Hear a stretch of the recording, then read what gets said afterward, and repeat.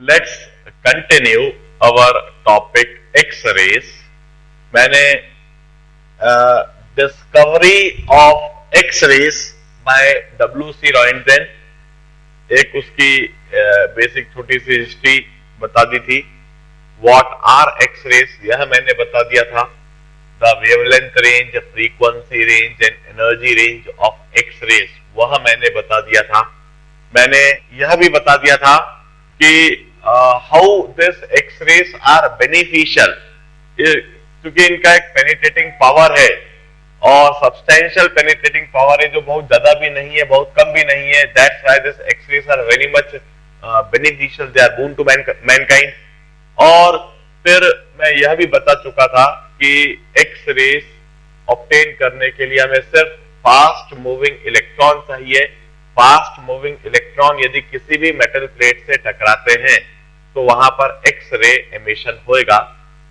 X-ray emission is an example of secondary emission. यह बात मैं बता चुका था। X-ray emission is an example of secondary emission. Primarily fast moving electron metal plate से टकराते हैं और उस प्राइमरी जो कॉज है उसका जो इफेक्ट होता है दैट इज एक्स-रे रेडिएशन और एक्स-रे एमिशन। अब इसके बाद मैं हार्ड एक्स-रे, सॉफ्ट एक्स-रे यह बता चुका था और यह बता चुका था कि एक्स-रे को ऑब्टेन करने के लिए, उसको इंडस्ट्रियली ऑब्टेन करके इस्तेमाल करने के लिए हमें 5 बातों का विशेष ध्यान रखना होगा।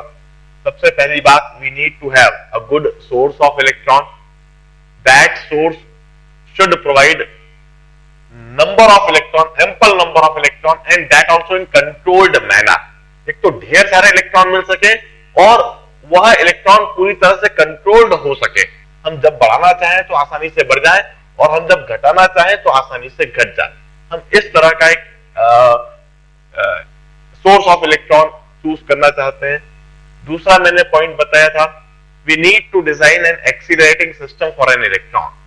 क्योंकि हमें फास्ट मूविंग इलेक्ट्रॉन चाहिए होंगे तो इलेक्ट्रॉन को फास्ट मूविंग बनाने के लिए, उनको एक्सीलरेट करने के लिए एक एक्सीलरेटिंग सिस्टम सोचना होगा। फिर तीसरी बात मैंने बताई थी, we need to choose a suitable target metal plate. उसका एक प्रोविजन रखना होगा कि हम कोई सा भी टारगेट मेटल प्लेट चूज कर सके। और फिर इसके बाद मैंने चौथा पॉइंट बताया था कि if fast moving electron hits a metal surface तो अधिकतर एनर्जी हीट में कन्वर्ट हो जाती है। वहां पर इनइलास्टिक कोलिजन्स होते हैं, उसमें 98 और 99% of energy gets converted into heat. Only 1 और 2% of the energy is converted into X-ray radiation. क्योंकि अधिकतर एनर्जी हीट में कन्वर्ट हो रही है, इसलिए मेटल सरफेस तेजी से गर्म होता है और तेजी से गर्म होकर बड़ी जल्दी मेल्ट हो सकता है। इसलिए उसका कूलिंग सिस्टम को हमें सोचना होगा कि किस तरह से उसको ठंडा रखा जाए। और फाइनली, क्योंकि एक्स-रेज पूरी तरह से हार्मलेस नहीं होती है, इनसे भी नुकसान होता है, इसलिए हमें जो एक्स-रे चाहिए होंगी, फाइनली जो एक्स-रे बाहर आती रहे, वह they should be directed and guided X-rays. हमें इन सब बातों को ध्यान रखते हुए एक पर्टिकुलर सेटअप डिजाइन करना है, सोचना है। और वह भी मैंने समझाया था that the best setup was suggested and design and manufactured by Coolidge. We call it Coolidge tube. हम कूलेज ट्यूब के बारे में ही डिटेल में आज पढ़ेंगे और समझेंगे कि किस तरह से कूलेज ने अपना ट्यूब बनाया और किस तरह से उससे एक्स-रेज ऑब्टेन करी और उन एक्स-रेज की कैरेक्टरिस्टिक, प्रॉपर्टीज और नेचर को समझने की कोशिश करेंगे। देखिए, for the source of electron के लिए कूलेज suggested the use of thermosensitization. He suggested the concept of thermionic emission for the source of electron. Source of electron के लिए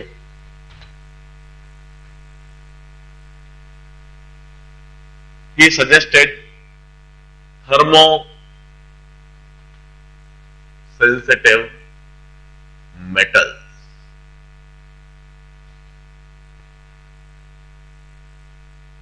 Or he suggested the concept of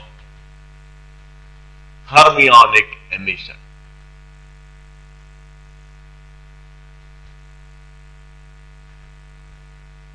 As I had already introduced this term in my last lecture, thermosensitive metals means the metals which can be sensitized on heating, which would emit electrons on heating. जैसे photosensitization होता है, photosensitization में we have got emission of electrons when photons are incident. Here we will observe emission of electron when metal surface is heated. अब देखिए, photo sensitive metals कौन से metals थे? They were alkali metals. Alkali metals को हमने photo sensitive metal के रूप में इस्तेमाल करा था. Pure sodium metal, pure potassium metal, pure caesium metal का हमने इस्तेमाल करा था फोटो सेंसिटिव मेटल के रूप में. इसलिए इस्तेमाल करा था क्योंकि इनका आयोनाइजेशन एनर्जी काफी कम है, इनका वर्क फंक्शन काफी कम है, और वो इतना कम है कि ये जो हमारे चारों तरफ विजिबल लाइट रेज होती है, इनके पास ही उतनी अधिक एनर्जी होती है कि सोडियम से उनका इलेक्ट्रॉन निकाल के बाहर कर, या पोटेशियम से इलेक्ट्रॉन को निकाल के बाहर कर. इस चैप्टर में थर्मोसेंसिटाइजेशन में, थर्मोसेंसिटिव मेटल में will discuss about alkali earth metal. हम अल्कली अर्थ मेटल की बात करेंगे.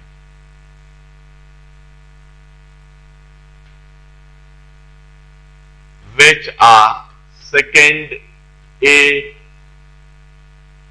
Group element.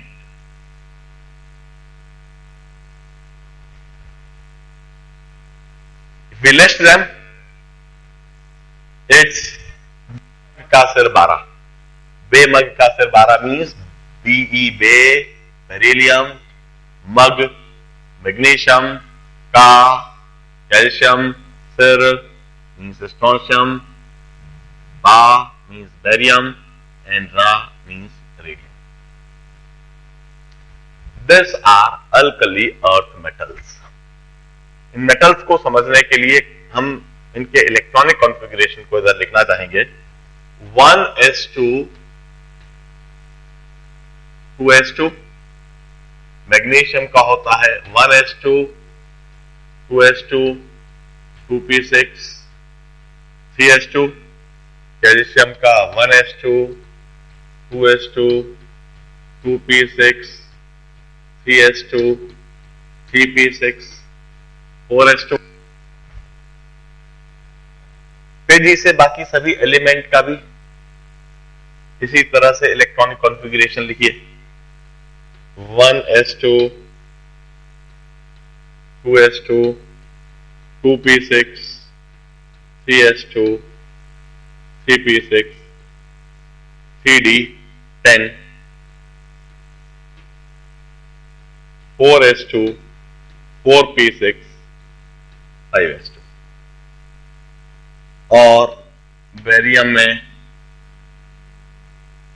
1s2 2s2 2p6 3s2 3p6 3d10 4s2 4p6 4d10 5s2 5p6 and finally 6s2. और रेडियम में अल्टीमेटली बीच में 4f14 आ जाएगा और 7s2 तक जाएगा. 1s2 2s2 2p6 3s2 3p6 3d10 4s2 4p6 4d10 4f14 5s2 5p6 5d10 6s2 6p6 6d10 and finally 7s2. This is electronic configuration of alkali earth metal. In the most generalized manner, I may write them as N minus 1 S2, N minus 1 3,6 NS2. This is the most generalized electronic configuration of alkali earth metals. अब इन alkali earth metal में यह जो outer most orbit में दो electrons हैं, beryllium में 2s2, magnesium में 3s2, calcium में 4s2 का दो इलेक्ट्रॉन, स्ट्रोंशियम में 5s2 के दो इलेक्ट्रॉन, बेरियम में 6s के दो इलेक्ट्रॉन और रेडियम में 7s के दो इलेक्ट्रॉन। ये जो ns इन अल्टीमेट ऑर्बिट, पेनल्टीमेट ऑर्बिट में s2 p6 और अल्टीमेट ऑर्बिट में s2। ये जो अल्टीमेट और लास्ट ऑर्बिट में यह जो दो इलेक्ट्रॉन है, इन दो इलेक्ट्रॉन की वजह से इन एलिमेंट का इलेक्ट्रॉनिक कॉन्फ़िगरेशन पूरी तरह से बिगड़ा हुआ है। यह एक अनस्टेबल इलेक्ट्रॉनिक कॉन्फ़िगरेशन है। यदि किसी तरह से यह दोनों इलेक्ट्रॉन, आउटर मोस्ट ऑर्बिट के दोनों इलेक्ट्रॉन इस एटम से बाहर निकल जाएं, तो जो फाइनली जो आयन बनेगा, that will have stable inert gas configuration. उसका स्टेबल इनर्ट गैस कॉन्फ़िगरेशन होगा। And that is tendency of this element to acquire that stable inert gas configuration. यह सभी एलिमेंट चाहते हैं उस स्टेबल इनर्ट गैस कॉन्फ़िगरेशन को acquire करना, और चूंकि यह उस स्टेबल इनर्ट गैस कॉन्फ़िगरेशन को एक्वायर करना चाहते हैं, they are ready to lose this two electron in their outermost orbit. outermost orbit के इन दोनों इलेक्ट्रॉन को रेडिली लूज करने के लिए तैयार है और एक डाई पॉजिटिव आयन बनाने के लिए तैयार है, क्योंकि जो डाई पॉजिटिव आयन बनेगा उसका एक स्टेबल इनर्ट गैस कॉन्फ़िगरेशन होगा। मगर इधर हम एक बात और भी जानते हैं कि कोई सा भी मेटल, न्यूट्रल मेटल एटम या कोई सा भी न्यूट्रल एटम यदि इलेक्ट्रॉन को लूज करता है, तो उस इलेक्ट्रॉन को लूज करते समय वो अपने ऊपर पॉजिटिव चार्ज लेता है, और अपने ऊपर पॉजिटिव चार्ज लेने के लिए वो कुछ ना कुछ एनर्जी जरूर एब्जॉर्ब करता है। कुछ इट्स एन एंडोथर्मिक प्रोसेस, वहां पर कुछ ना कुछ एनर्जी देनी पड़ेगी, और बिना एनर्जी दिए आप आउटर मोस्ट ऑर्बिट के इलेक्ट्रॉन को निकाल नहीं सकते। निश्चित यह मेटल चाहते हैं दो इलेक्ट्रॉन को बाहर निकालकर M2 पॉजिटिव आयन बनाना, मगर इस फिनोमेना के लिए आपको कुछ ना कुछ एनर्जी उसको देनी ही पड़ेगी, और आपको जो एनर्जी देना पड़ती है we call it ionisation energy. हमने आयोनाइजेशन एनर्जी ऑलरेडी डिफाइन कर रखा है कि एक आइसोलेटेड गैसियस एटम लिया जाए, उस आइसोलेटेड गैसियस एटम के आउटर मोस्ट ऑर्बिट से इलेक्ट्रॉन निकाले जाए, उस फिनोमेना में जो एनर्जी देना पड़ेगी दैट इज आयोनाइजेशन एनर्जी। इस केस में, अल्कली मेटल्स के केस में, आयोनाइजेशन एनर्जी दो तरीके, इनफैक्ट दो स्टेप में डिफाइन होगी। First ionisation energy and second ionisation energy. First ionisation energy हम कैसे डिफाइन करेंगे कि मेटल एक इलेक्ट्रॉन बाहर निकालता है और सिंगली आयोनाइज्ड आयन बनाता है। इस दौरान जो एनर्जी देंगे हम, उसे हम फर्स्ट आयोनाइजेशन एनर्जी कहते हैं। फिर यहां M पॉजिटिव फर्दर एक इलेक्ट्रॉन बाहर निकालकर डाई पॉजिटिव आयन बना ले। This is during this phenomena जो एनर्जी देना पड़ेगी that is second ionisation energy. We used to say the overall ionisation energy of metal is the sum of first ionisation energy and second ionisation energy, इन दोनों को हम add कर दें तो वह ओवरऑल आयोनाइजेशन एनर्जी होगी। अब एक बात पक्का है, क्योंकि इस बार demand once again alkali earth metal की, मेटल अपने आप को स्टेबल बनाने के लिए इस इलेक्ट्रॉन को, इन दोनों इलेक्ट्रॉन को रेडीली लूज करना चाहता है। तो गरज इस बार मेटल एटम की है, लेने वाले की नहीं है, देने वाले की ज्यादा है। अब क्योंकि इट्स ये तो गरज एटम की है, इसलिए यह एक नॉमिनल, मिनिमम और लेस एनर्जी लेकर भी इन दोनों इलेक्ट्रॉन को बाहर निकालने के लिए तैयार है। Once again I will say ionisation energy की एक फाइनाइट पॉजिटिव वैल्यू होगी, but that won't be large enough. It can be easily compensated. इस आयोनाइजेशन एनर्जी को इजिली कंपेंसेट करके दो इलेक्ट्रॉन बाहर निकाले जा सकते हैं। यह अल्कली अर्थ मेटल रेडीली इन दोनों इलेक्ट्रॉन को निकालते हैं। हम अच्छी तरह से जानते हैं magnesium ion, beryllium ion, calcium ion, ये बड़े एनवायरमेंट में यही मिलते हैं। प्योर मैग्नीशियम, प्योर कैल्शियम तो मिलते ही नहीं। इनकी आयोनाइजेशन एनर्जी काफी कम है, मगर इतनी भी कम नहीं है जितनी अल्कली मेटल्स की थी, जितनी फर्स्ट ए ग्रुप की थी। फर्स्ट ए ग्रुप की आयोनाइजेशन एनर्जी तो इतनी कम है कि वो लाइट रेस में भी होती है, वो फोटॉन्स में भी होती है, इसलिए वह फोटो सेंसिटिव मेटल बन गए। उनका सेंसिटाइजेशन बड़ी आसानी से फोटॉन से हो गया। हम कहते हैं इनकी आयोनाइजेशन एनर्जी कम है, मगर इतनी भी कम नहीं है जितनी अल्कली मेटल्स की है। मतलब इनकी एनर्जी इतनी भी कम नहीं है आयोनाइजेशन एनर्जी जितनी फोटॉन्स के पास होती है। They are not photosensitive, but this energy is sufficient enough to be compensated by heating effect. यहां आयोनाइजेशन एनर्जी उतनी है जितनी हम गर्म करके उस मेटल को दे सकते हैं। हम जब मेटल को गर्म करते हैं तो उसको इस आयोनाइजेशन एनर्जी के बराबर एनर्जी दे सकते हैं। Hence, this metals can be sensitized on heating. That's why we call them thermosensitive metals.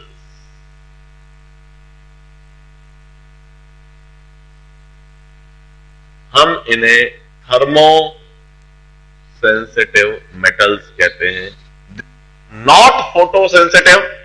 Y they are not photosensitive, इस बात को भी समझे, क्योंकि आयोनाइजेशन एनर्जी इतनी कम नहीं है कि फोटोन से मिल सके, मगर यह थर्मो सेंसिटिव है। इनकी आयोनाइजेशन एनर्जी थोड़ी ज्यादा है। हीट करने पर उस एनर्जी को दिया जा सकता है।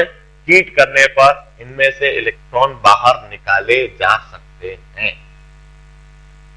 अब एक बात और ध्यान रखें, pure metal atom is thermosensitive. Pure metal atom is thermosensitive, मतलब प्योर मेटल एटम को जब आप हीट करोगे तो वहां पर मेटल आयन मिल जाएगा, 2 इलेक्ट्रॉन मिल जाएंगे। But metal ion is not thermosensitive. Magnesium metal thermosensitive है, मगर मैग्नीशियम आयन थर्मोसेंसिटिव नहीं है। यदि आप मैग्नीशियम आयन ले लेते हो और उसको हीट करते हो, देन नो इफेक्ट, कोई इफेक्ट नहीं होगा मैग्नीशियम आयन को लेकर हीट करने से। मैग्नीशियम मेटल को लेकर यदि आप हीट करोगे तो मैग्नीशियम मेटल अपने सरफेस के दोनों इलेक्ट्रॉन छोड़ देगा, रिलीज कर देगा, मगर magnesium ion surface electron release नहीं करेगा। अब once again when we talk about thermosensitization, when we discuss about thermosensitive metal, we'll discuss only about magnesium, calcium, strontium and barium। हम इन चार मेटल्स की बात करेंगे और इन चार मेटल्स का इस्तेमाल हम थर्मोसेंसिटिव मेटल के रूप में करेंगे, जबकि बेरिलियम का इस्तेमाल और रेडियम का इस्तेमाल थर्मोसेंसिटिव मेटल के रूप में कभी भी नहीं करा जाएगा। वी नेवर यूज बेरिलियम और radium as a thermosensitive metal. We use magnesium, calcium, strontium and barium as a thermosensitive metal. Why? Radium का हम इस्तेमाल क्यों नहीं करते? साधारण सा कारण है, it's a radio active element, it's a radio active nucleus, it's an unstable nucleus. आप वहां थर्मोसेंसिटाइजेशन कराने जाएंगे, वो थर्मोसेंसिटाइजेशन तो कम होएगा, उससे निकलने वाली रेडिएशन उससे आपको नुकसान ज्यादा हो जाएगा। ये तो अनस्टेबल है, टिकता ही नहीं है। आप प्योर रेडियम लंबे समय के लिए रख ही नहीं सकते, इसका डी क्या होता है? हमने क्यूरी की डेफिनेशन रेडियम से ही लिखी है, जो 1 क्यूरी रेडियोएक्टिविटी की यूनिट लिखी है हमने, वो रेडियम से ही लिखी है। तो being radioactive it's never used as thermosensitive metal. Beryllium का इस्तेमाल, बेरिलियम का इस्तेमाल ऐसा थर्मोसेंसिटिव मेटल के रूप में नहीं होता है। इसकी कई वजह है। पहली वजह, extracting pure beryllium would be very difficult. Extracting pure beryllium, क्योंकि बेरिलियम आयन तो मिल जाएगा, मगर बेरिलियम आयन थर्मोसेंसिटिव नहीं है। हमको बेरिलियम आयन को बेरिलियम मेटल में रिड्यूस करना होगा, वो थर्मोसेंसिटिव मेटल होगा। तो प्योर बेरिलियम एक्सट्रैक्ट करना एक तो बहुत मुश्किल है। दूसरी बात, beryllium have got more covalent nature than ionic nature. इसका कोवेलेंट नेचर ज्यादा है, आयोनिक नेचर कम है, तो ये आसानी से इन दोनों इलेक्ट्रॉन को रिलीज भी नहीं करता है, शेयर करना पसंद करता है इसको रिलीज करने के बजाय। तीसरी बात, इसकी आयोनाइजेशन एनर्जी काफी अधिक है, क्योंकि इसके आउटर मोस्ट ऑर्बिट के दोनों इलेक्ट्रॉन न्यूक्लियस के काफी करीब है। तो काफी करीब होने से यह दोनों इलेक्ट्रॉन न्यूक्लियस के साथ ज्यादा स्ट्रांगली बाइंडेड है, और उनका ज्यादा स्ट्रांग बाइंडिंग होने की वजह से they can't be easily pulled out. इनकी आयोनाइजेशन एनर्जी काफी ज्यादा हो जाएगी, और वो आयोनाइजेशन एनर्जी ज्यादा होने से थर्मोसेंसिटिव भी नहीं रह जाएगा। और चौथी बात, इनकी अवेलेबिलिटी भी अर्थ क्रस्ट पर काफी कम है। इन सभी पॉइंट की वजह से बेरिलियम का इस्तेमाल ऐसा थर्मोसेंसिटिव मेटल नहीं होगा। जब भी हम इस्तेमाल करेंगे तो हमेशा हम मैग्नीशियम, कैल्शियम, स्ट्रोंशियम और बेरियम का ही इस्तेमाल करेंगे। अब हम कहते हैं थर्मल इफेक्ट से जो इलेक्ट्रॉन बाहर आए हैं, कोई मेटल है, मेटल को हमने हीट करा, मेटल को हीट करके मेटल आयन बना, और यह 2 इलेक्ट्रॉन बाहर आए। दिस इलेक्ट्रॉन जो थर्मल इफेक्ट की वजह से बाहर आए, वी कॉल देम थर्मियन। जैसे फोटो सेंसिटाइजेशन के दौरान जो इलेक्ट्रॉन बाहर आते हैं, हम उन्हें कहते हैं photo electron. Means the electron emitted when photons are incident. While this electron we call them fermion. This electron we call them fermion. Fermion means the electron which are emitted when metal is heated, or the electron which are emitted on heating effect of any metal. Metal के heating effect से जो electron emit हो रहे हैं, they are termed as thermion. Now once again,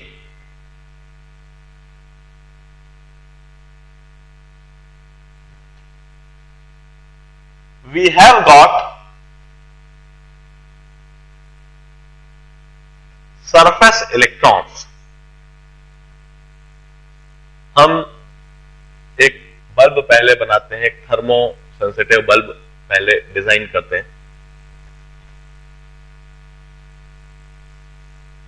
this is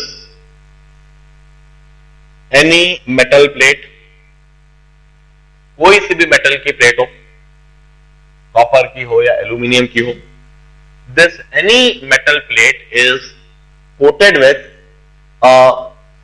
a thin layer of pure magnesium or pure calcium or pure strontium or pure barium।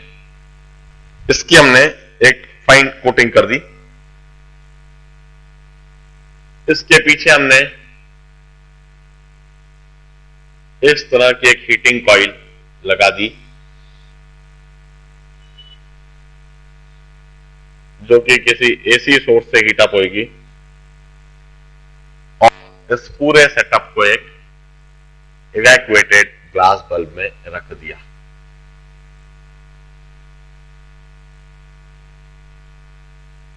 This is a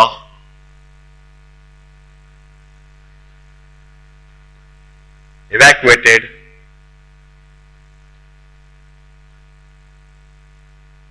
glass bulb। Why do we need evacuation? Evacuated glass bulb क्यों चाहिए? Because Jin metals को हम इस्तेमाल कर रहे हैं, magnesium, calcium, strontium, barium, they are reactive metals. They are heavily reactive. ये react करके कोई सी भी गैस हो, ऑक्सीजन, नाइट्रोजन, एकदम से रिएक्ट करते हैं। मैग्नीशियम की ऑक्सीजन के साथ रिएक्शन कभी आपने देखी है?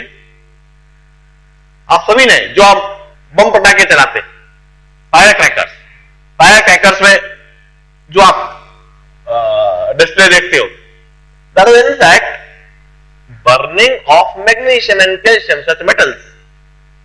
ऑक्सीजन की प्रेजेंस में हीट करने पर यह मेटल्स तेजी से रिएक्ट करते हैं, और न केवल रिएक्ट करते हैं बल्कि इस तरह का डिस्प्ले देते हैं जो आप फायर क्रैकर्स में देखते हो। हम इन्हें हीट भी करने वाले हैं, और यदि वहां पर ऑक्सीजन हुई तो आप थर्मो सेंसिटाइजेशन बाद में होगा, पहले बम पटाखे चलने लगेंगे।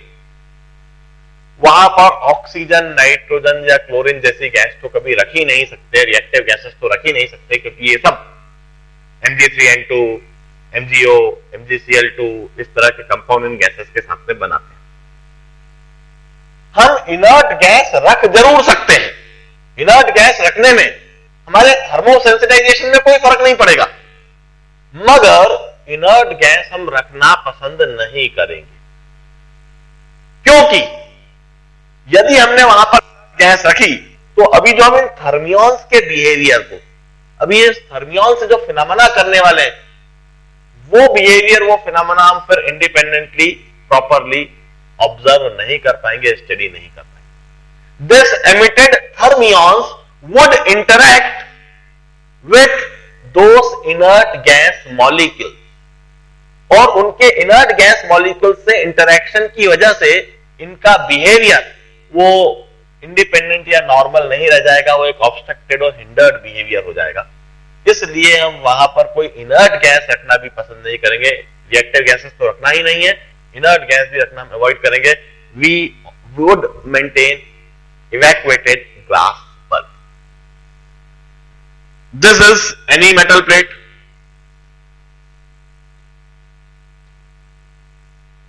ऊपर ले, this is any metal plate,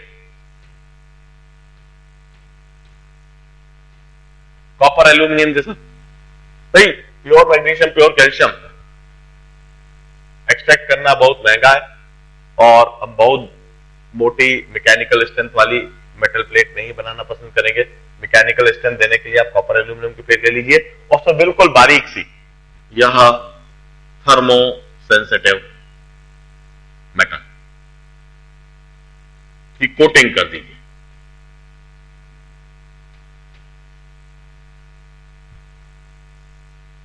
अब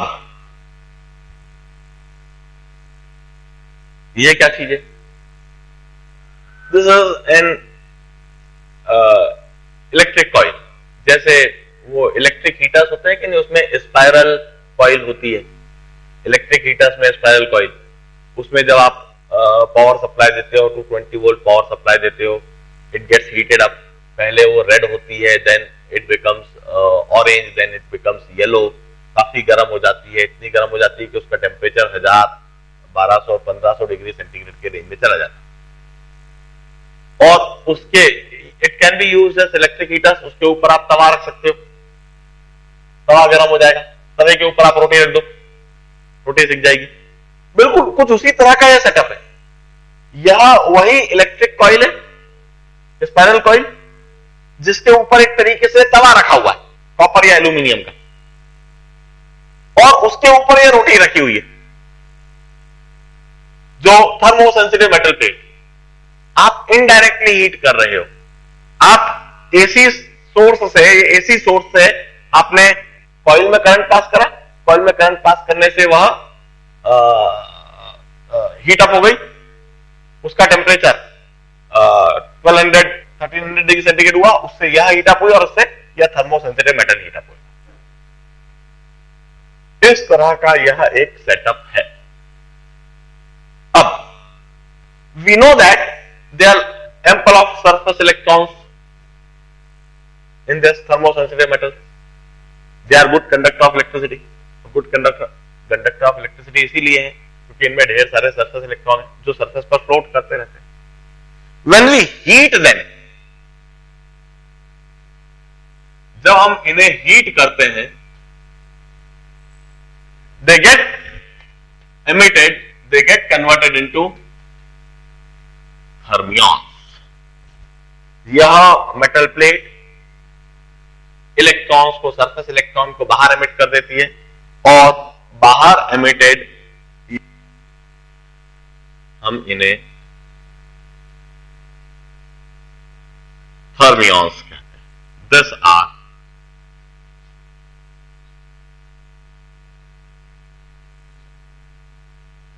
fermions। अब this is termed as thermosensitization। Heat करने पर इलेक्ट्रॉन्स बाहर आए, मगर जब यह इलेक्ट्रॉन बाहर आते हैं तो क्या होता है? मेटल प्लेट इलेक्ट्रिकली न्यूट्रल थी। मेटल प्लेट इलेक्ट्रिकली न्यूट्रल क्यों थी? क्योंकि उसमें टोटल जितने प्रोटॉन्स थे उतने ही टोटल उसमें इलेक्ट्रॉन्स भी थे। मगर कुछ इलेक्ट्रॉन्स के बाहर एमिट हो जाने से, कुछ सरफेस इलेक्ट्रॉन के फर्मियंस में कन्वर्ट हो जाने से मेटल सरफेस पर इलेक्ट्रॉन की डेफिशिएंसी आ जाती है, और इलेक्ट्रॉन की डेफिशिएंसी आ जाने से मेटल सरफेस पर पॉजिटिव पोटेंशियल आ जाता है। इस तरह से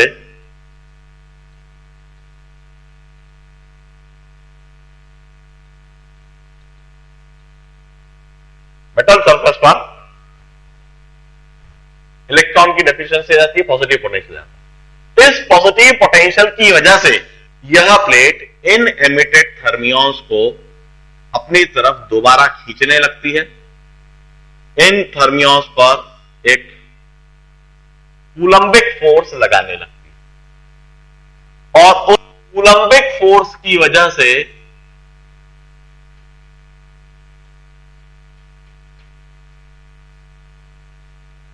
यह सरफेस इलेक्ट्रॉन्स, यह थर्मियंस दोबारा सरफेस इलेक्ट्रॉन्स में कन्वर्ट हो जाते हैं, और वहां पर इस तरह का एक डायनामिक इक्विलिब्रियम एस्टैब्लिश हो जाता है। इस तरह का एक डायनामिक इक्विलिब्रियम एस्टैब्लिश हो जाता है। हर सेकंड में जितने सरफेस इलेक्ट्रॉन थर्मियंस में कन्वर्ट होंगे, उतने ही थर्मियंस कूलम्बिक फोर्स की वजह से सरफेस इलेक्ट्रॉन में कन्वर्ट हो जाएंगे उतने ही समय, और वहां पर इस तरह का एक डायनामिक इक्विलिब्रियम एस्टैब्लिश्ड होएगा। किसी भी समय पर हम देखेंगे तो नंबर ऑफ थर्मियंस हमें फिक्स दिखेंगे।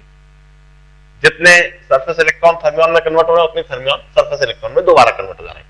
तो स्पेस में जो स्पेस चार्ज जिनको हम कहते हैं, थर्मियॉन्स को हम स्पेस चार्ज भी कह सकते हैं। Space charge is a generalised term. Photoelectron भी स्पेस चार्ज है, थर्मियॉन भी स्पेस चार्ज है, कैथोड रेज भी स्पेस चार्ज है, बीटा रेज भी स्पेस चार्ज है, ये सब स्पेस में मूव करते हुए चार्ज है। और जब वो फील्ड इफेक्ट की वजह से इलेक्ट्रॉन बाहर आया है तो वो कैथोड रे कहला रहा है, ये इलेक्ट्रॉन कहला रहा है। और फोटॉन्स की वजह से यदि वो बाहर आया है तो फोटो इलेक्ट्रॉन कहला रहा है, और हीटिंग इफेक्ट की वजह से बाहर आया है तो थर्मियॉन कहला रहा है। अब once again we used to conceptualize work function।